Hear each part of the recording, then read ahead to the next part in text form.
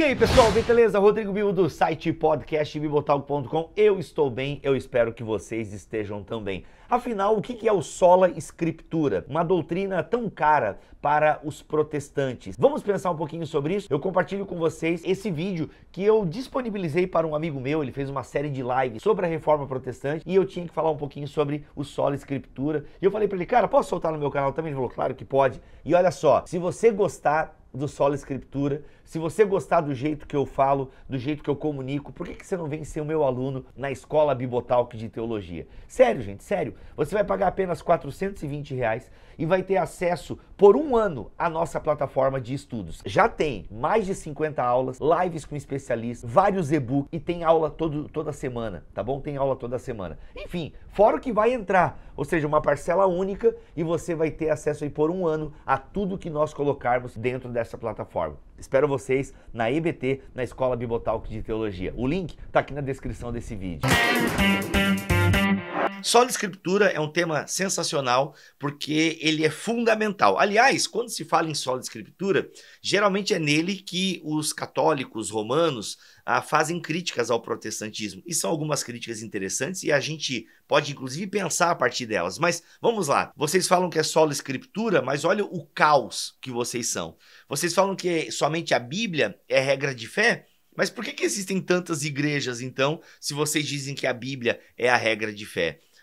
Interessante essa crítica. Obviamente que você atribuir o caos protestante ao Sola Escritura é um pouco leviano, porque outros fenômenos aconteceram na sociedade que levaram ao individualismo, que levaram a essa ideia de que cada um pode interpretar a partir de si mesmo. Não foi o Sola Escritura somente. Então a gente não pode fazer essa acusação. Agora, é fato, a gente tem bastante denominação, a gente tem muita gente dizendo que teve uma revelação ou que agora está interpretando a Bíblia dessa maneira e por isso abriu uma nova igreja, um novo movimento. De fato, é uma característica do protestantismo essa pluralidade de ideias. A gente tem nos próprios reformadores distinções. Infelizmente, Lutero não concordou com Zwinglio, Lutero não concordou com Calvino, e a gente tem Martin Bucer ali tentando apaziguar, tentando conciliar, mas a gente vê no próprio cerne da Reforma Protestante uma diversidade. Entretanto, todos os reformadores são unânimes em dizer que a Bíblia, ou seja, somente a Escritura, ela está acima da tradição. Eles são unânimes em dizer que a Bíblia deve ser, de fato, a juíza de todas as nossas falas. E por mais que eles não encontrem concordância em vários temas da teologia, eles concordam naquilo que é central, eles concordam que a Bíblia é clara na mensagem que ela quer transmitir, eles concordam que a Escritura interpreta a Escritura e que nós devemos pautar a nossa regra de fé e vida a partir das Escrituras. Entretanto, eles não dispensam a tradição. O que eles fazem é calibrar a tradição com a Escritura. O que Lutero, Zwinglio, Calvino vão fazer é o seguinte, olha, ao contrário dos católicos romanos da sua época e até mesmo hoje a Igreja Católica pensa dessa maneira. Para a Igreja Católica Romana, a tradição e a Escritura estão em pé de igualdade. E para os reformadores, não.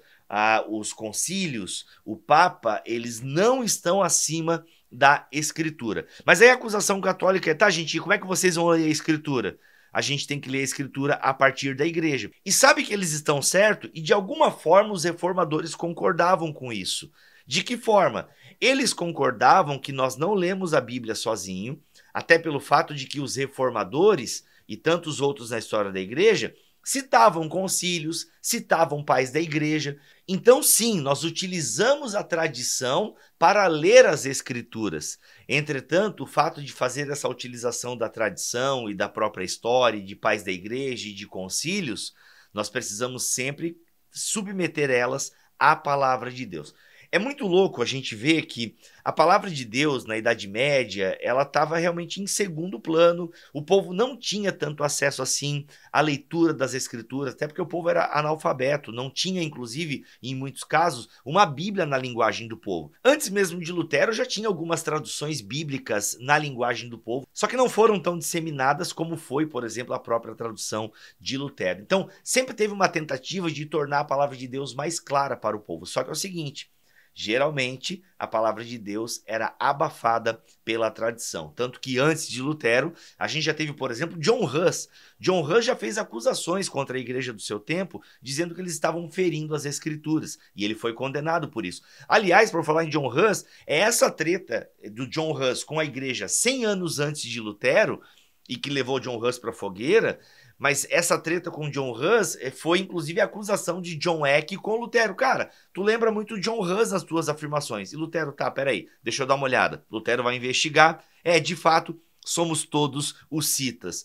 E isso causa um sério problema, porque a igreja já tinha condenado John Hus. Aliás, a treta de Lutero com a igreja é justamente isso. Cara, tu tá tirando a autoridade da igreja. E é onde Lutero vai dizer, olha, mas é que eu não sou cativo à igreja. Eu sou cativo à minha consciência e à palavra de Deus. Então, o grande legado da reforma protestante, que é o sola escritura, é colocar a escritura no seu devido lugar. E esse lugar é onde? É acima da igreja. Ao contrário da igreja católica, que coloca o quê? A escritura ao lado da igreja. Obviamente que colocar a escritura acima da igreja não dispensa a tradição, como eu acabei de dizer aqui para vocês. Por exemplo, a gente tem na própria Bíblia Sagrada elementos e agentes da interpretação. A gente tem, por exemplo, Filipe, lá em Atos capítulo 8, se não me falha a memória, que ele é mandado por Deus, pelo próprio Deus, para interpretar a escritura para aquele eunuco que estava lendo e não estava entendendo. E Filipe ensina a partir do seu conhecimento como judeu, ou seja, a partir do seu conhecimento teológico e tradicional, mas ele também ensina a partir do Espírito Santo. Aliás, aqui para a gente entender o seguinte, o sola escritura, ele não é o nuda escritura. Vamos lá, somente a escritura não quer dizer que a escritura vem desacompanhada de agentes interpretativos. Ou seja, não é um nuda escritura, é a escritura nua, a escritura desacompanhada. Algumas pessoas levaram tão a sério o sola escritura, por assim dizer, e isso, inclusive, é uma característica até forte dos movimentos radicais, já do tempo de Lutero, e também do próprio movimento pentecostal, no sentido de que não, é somente a Bíblia. Acontece o seguinte, que não existe somente a Bíblia, porque... Calma que eu vou explicar. Porque quando eu vou ler a Bíblia, eu leio junto com a minha história, eu leio junto com a minha tradição. Eu lembro, inclusive, que teve um pastor que andou falando algumas coisas sobre, sabe, a Bíblia, na verdade, vamos esquecer a Bíblia, o importante é Jesus, enfim. Ele falou de um jeito que daria, que colocou a Bíblia num segundo plano, colocou a Bíblia, assim, num lugar meio estranho. Ele quis valorizar Jesus e para isso ele acabou desvalorizando a Bíblia. E aí eu comentei na postagem dele, olha, você precisa estudar um pouquinho mais a tradição da igreja, porque algumas coisas, algumas afirmações que você fala, ferem aquilo que a igreja entendeu ser a escritura e a maneira como nós devemos interpretar a escritura. Aí o comentário da galera foi o seguinte, lá vem você com tradição de homens. É claro que eu estou vindo com tradição de homens. Afinal, a gente não se aproxima da Bíblia sozinho. Entendeu? Então, assim, nós temos a tradição como agente de interpretação da escritura. Só que a tradição, o Van Hooser vai dizer, ela não é o juiz da Bíblia, certo? Ela não é juiz da Bíblia. Afinal, a tradição não é a palavra de Deus. Ela é o quê? Ela é testemunha dessa palavra. E quem é juiz da tradição é a própria palavra. Agora, esse é o fato. Então, o que é o nuda escritura? É a escritura desacompanhada. É somente a escritura, nada mais.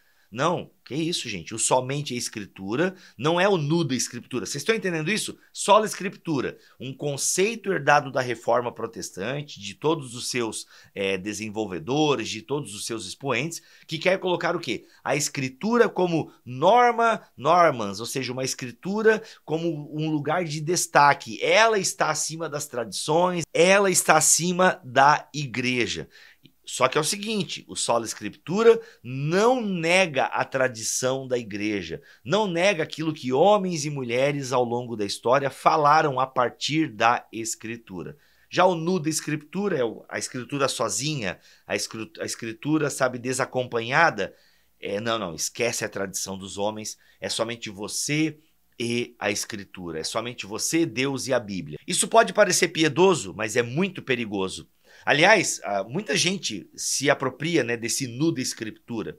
E aí nós temos muitos absurdos, porque a pessoa vai ler a Bíblia, lê sozinha, lê desacompanhada, e ela não tem capacidade, muitas vezes, de entender e de interpretar determinadas coisas, o que acaba gerando muitas heresias. É claro que com isso eu não estou negando o papel do Espírito Santo na leitura da Escritura. Obviamente que nós somos iluminados ao ler a Escritura, nós devemos orar quando vamos ler a Escritura. Obviamente que o Espírito Santo nos ajuda, inclusive, a entender a Escritura. Mas percebam, aquele eunuco estava na sua carroça, estava ali num espírito de oração, como alguém que estava lendo a palavra de Deus, e percebam, Deus mandou Filipe lá para explicar a Bíblia para o eunuco. Então, Deus, ele está o quê? Ele está agindo também na tradição ao longo dos séculos. A gente não pode negar isso. Aliás, esse livro aqui é sensacional, do Kevin Van Hooser, para você entender aí os 5 solas, tá bom? É um livraço bem legal, tem algumas coisas densas e interessantes aqui,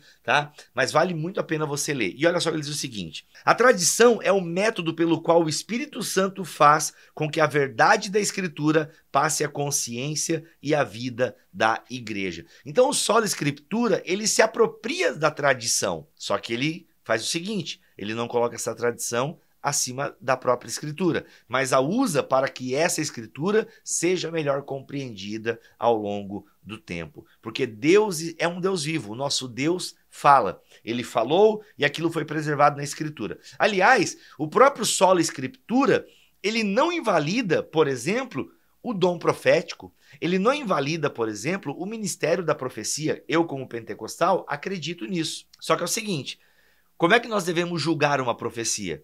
Julgamos uma profecia na própria igreja à luz da palavra de Deus. Então, assim, obviamente que Deus pode dar orientações específicas por meio da profecia. Acredito que Deus traz revelações, só que essas revelações, elas não podem contradizer aquilo que já está o quê? Na Escritura. Então, o dom profético e somente a Escritura, eles não são divergentes. Pelo contrário, convergem, porque o verdadeiro dom profético, ele vai confirmar aquilo que está nas Escrituras. Ainda sobre a tradição também é uma rota divinamente engendrada. Gente, a tradição, ela é fantástica porque é reconhecer o solo Escritura ao longo da história da igreja.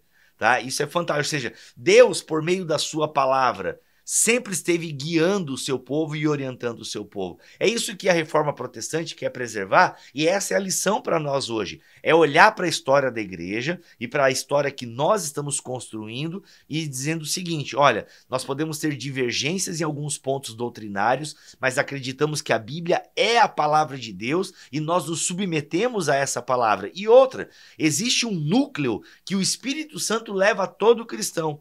Existe um núcleo de doutrinas cristãs essenciais que o Espírito Santo leva todos os cristãos de todas as eras para esse núcleo, para essa crença primordial, essa crença pura e simples. Jesus Cristo é o Senhor, há somente um batismo, entende? Algumas crenças assim que todos os evangélicos se encontram ali. Todos os evangélicos se encontram em algumas crenças que são fundamentais para o nosso entendimento do que é ser um cristão, do que é ser evangélico. Tá? Mas olha só, a tradição é também uma rota divinamente engendrada e designada para se alcançar a maturidade cristã para a obtenção da medida da estatura da plenitude de Cristo. Por quê? Porque a tradição, ela é testemunha da palavra de Deus. Ela nos ajuda a entender a palavra de Deus, mas ela não é a palavra de Deus. Então o Sola Escritura quer fazer o quê? Quer despertar em nós esse desejo de colocar a Escritura como um lugar de primazia. Não é uma idolatria da Bíblia, também não é um biblicismo, não é uma idolatria da Bíblia, não é uma idolatria da Bíblia, mas é entender que sem a Bíblia eu não consigo entender plenamente Deus. É entender que sem a Bíblia eu não conheço os propósitos de Deus. É só você ler Efésios capítulo 1. É entender que sem a Bíblia eu não entendo o porquê eu estou aqui. Então não é uma idolatria da Bíblia, e existe às vezes uma idolatria da Bíblia, mas não é isso. Sola Escritura quer colocar o quê? A Bíblia no seu devido lugar. E que lugar que é esse? É o lugar de primazia na igreja. É o lugar, aliás, a primazia é Cristo. Olha a idolatria, né? Mas eu só conheço Cristo e suas palavras por meio da Escritura. Mas obviamente que eu não posso idolatrar a Bíblia, porque se eu idolatro a Bíblia, eu idolatro uma versão da Bíblia. Eu idolatro uma versão que eu criei da Bíblia. Como assim? O que você está querendo dizer, Bíblia? Ou seja, eu idolatro a minha interpretação da Bíblia. E não é esse o objetivo. As nossas interpretações são limitadas. As nossas interpretações são limitadas. O Sola Escritura não quer fazer eu idolatrar a minha interpretação da Escritura. Não. O Sola Escritura quer dizer o seguinte: Deus falou, Deus registrou a sua fala, mas ele continua falando por meio dessa Escritura e por meio da tradição que vem se desenvolvendo a partir da Escritura. Bem, espero que você tenha entendido um pouquinho do Sola Escritura. Deus abençoe todos vocês. E é isso. Lâmpada para os meus pés é a tua palavra e luz para o meu caminho. Deus abençoe todos vocês. É isso, se você gostou dessa reflexão, venha para a EBT, para a Escola Bibotalk de Teologia, aprender mais sobre Bíblia, teologia, tenho certeza que você vai gostar. Aproveita esse precinho especial, porque ano que vem vai mudar. Apenas R$ 420, parcela única e acesso por 1 ano à nossa plataforma. Vejo vocês do outro lado.